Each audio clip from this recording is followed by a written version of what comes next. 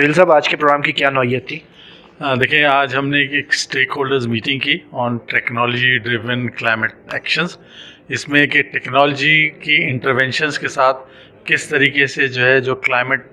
के एक्शंस हैं उसकी एक तो प्रेडिक्शन मॉडलिंग करें, और फिर प्रेडिक्शन मॉडलिंग के बाद सजेस्ट करें कि क्या उसके प्रिवेंटिव मेजर लिए जा सकते हैं जिसके ज़रिए से जो क्लाइमेट के एडवर्स एक्शंस हैं उसको वो कम से कम किया जाए। इसमें हमारे साथ higher education commission, British council और university of west of Scotland और एनईडी यूनिवर्सिटी, ये चारों हमारे साथ पार्टनर्स थे। और इसके एक स्टेक होल्डर्स मीटिंग में हमने कोशिश की थी कि एकेडमी और इंडस्ट्री ख़ास तौर पे इंडस्ट्री की रिप्रेजेंटेशन आपने देखी कि एंग्रो से भी लोग थे, पीपीएल से भी लोग थे, के इलेक्ट्रिक से भी लोग थे, फिर आपको जो एशरे के पास इमीडिएट पास प्रेसिडेंट हैं वो भी यहाँ पे तशरीफ़ लाए हुए थे। इसके साथ साथ पाकिस्तान प्लम्बिंग सोसाइटी के प्रेसिडेंट भी यहाँ पे आए हुए थे।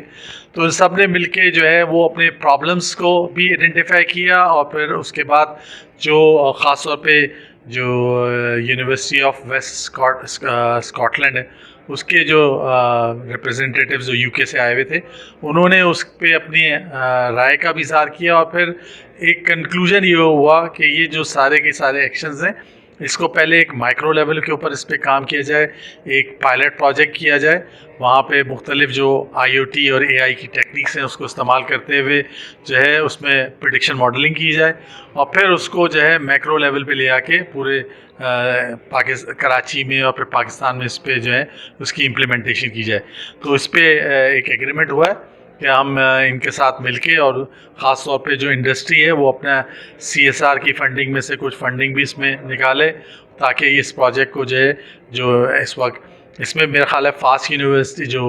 है वो भी एक पार्ट है। तो एनईडी यूनिवर्सिटी, फास्ट यूनिवर्सिटी और यूडब्ल्यूएस ये सब मिलके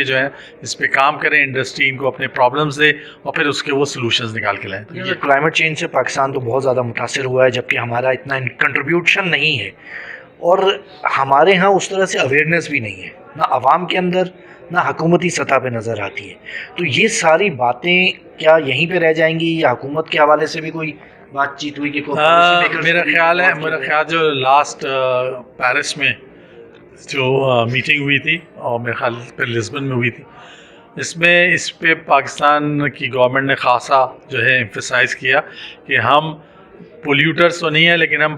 पोल्यूटर्स के रिसीविंग एंड के ऊपर हैं कि, और जैसे अभी आज की डिस्कशन में भी सामने बात सब आई है, हम पॉइंट्स में भी वो कंट्रीब्यूट नहीं कर रहे पोल्यूशन को, लेकिन इफ़ेक्ट हमारे ऊपर वो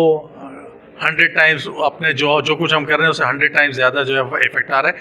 और हम इस वक्त देख रहे हैं कि जो हमारा पूरा का पूरा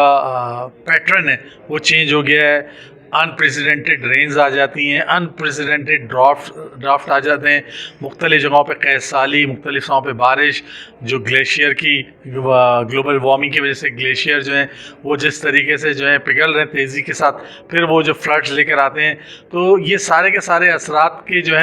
हम इस वक्त सारे के सारे असरात पाकिस्तान सह रहा है। तो गवर्नमेंट ऑफ पाकिस्तान भी ये कोशिश कर रही है कि जो पूल है उस पूल में से हमें किसी न किसी तरीके से जो हमारे पास एडवर्स इफ़ेक्ट है उसको मिनिमाइज़ करने के लिए हमें फंडिंग भी मिले, और फिर वो ऐसे एक्शंस भी करें जिससे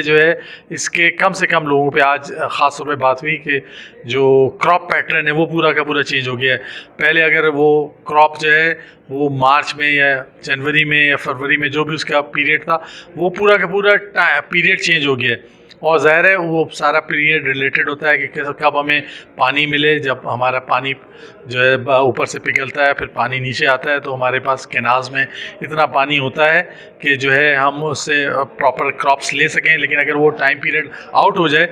तो वो क्रॉप्स में हमें उसमें, और ज़ाहिर है फिर उसका अल्टीमेट क्या होगा कि हम फूड शॉर्टेज पे जाएंगे, वो सारी चीज़ें। तो इस पर और ज़ाहिर है इन सारी चीज़ों को अगर कोई पहले से प्रेडिक्ट कर सके तो फिर उसके हिसाब से हम फार्मर्स को भी गाइड कर सकते हैं कि जी अब आपको जो आप हमेशा से रबी और ख़रीफ की फसल वाला काम करते थे अब उसमें टाइम चेंज है, अब आपको कटाई भी पहले करनी पड़ेगी या लेट करनी पड़ेगी, बीज भी पहले डालना पड़ेगा या लेट डालना पड़ेगा, उस प्रेडिक्शन मॉडल के हिसाब से जो अब आपके मौसमियात की चेंजेस आ रही हैं। Thank you very much sir.